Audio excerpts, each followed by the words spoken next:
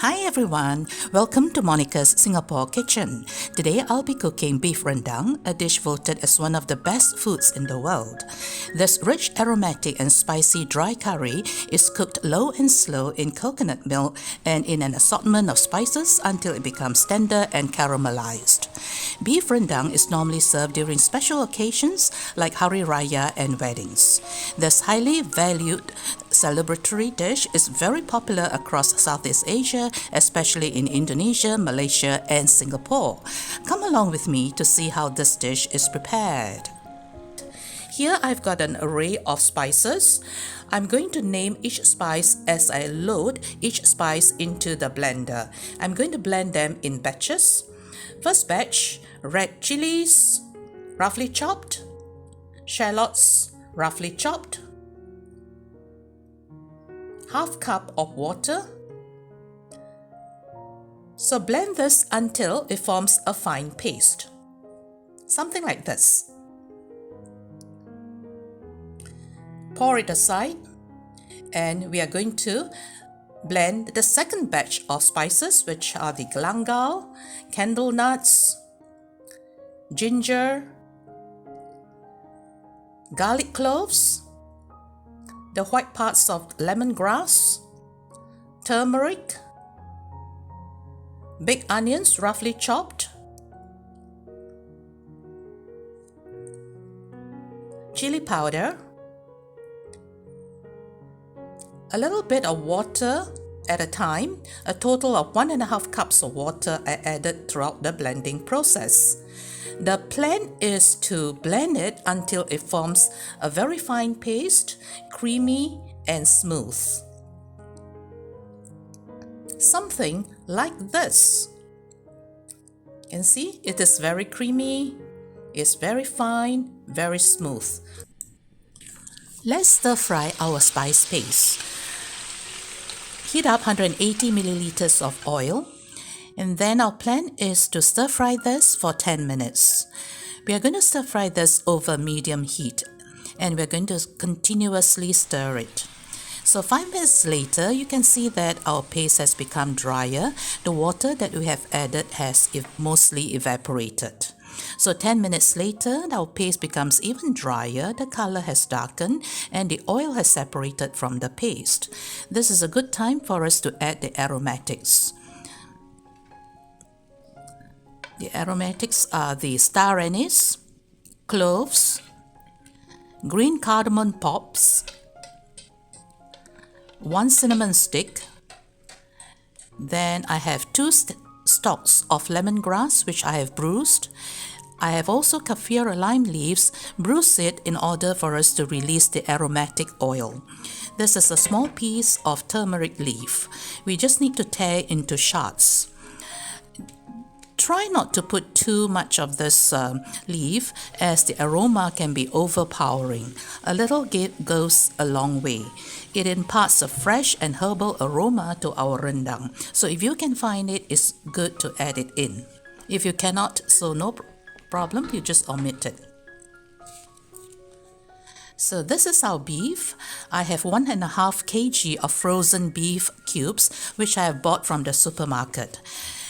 Any other cuts, like for example beef chunk, short ribs or stewing beef will be recommended. You can use the parts that can withstand long hours of cooking. So you just need to stir fry it for 5 minutes. Initially, it gives off a lot of liquid. Do not panic. Continue to stir fry it and eventually after 5 minutes, it gets a little bit dry like this. Yeah, something like this.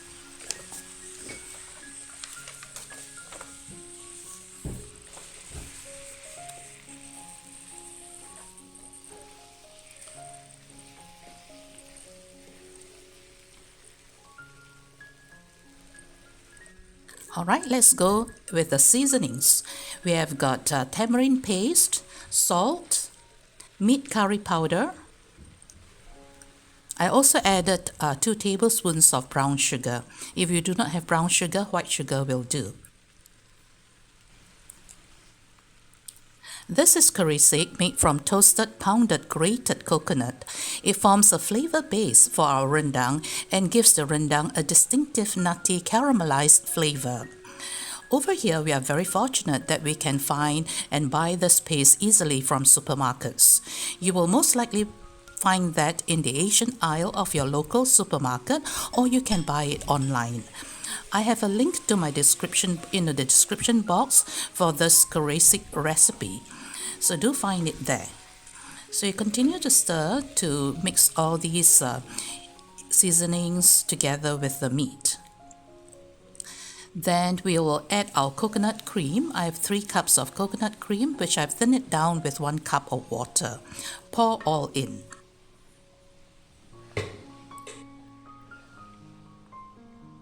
So all we have to do now is to stir and scrape the bottom so that there are no burnt parts right at the bottom. Yep, make sure that the coconut milk gets all the way to the bottom and mixes well.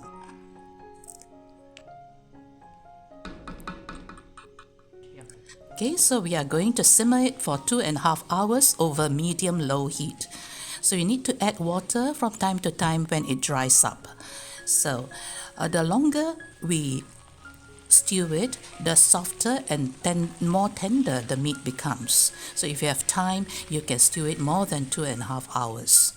So 1 hour later, you can see that it gets a bit drier, so we need to add a bit of water and then stir one more time, and of course we need to scrape the bottom as we stir. So continue to simmer for another 1.5 hours. So 2 hours later, you can see that it gets a bit even darker and drier. The oil has separated from the paste. This is a sign that our rendang is almost ready. So I like it to be a bit softer, so I will think that I will stir fry it for another, or rather stew it for another 30 minutes.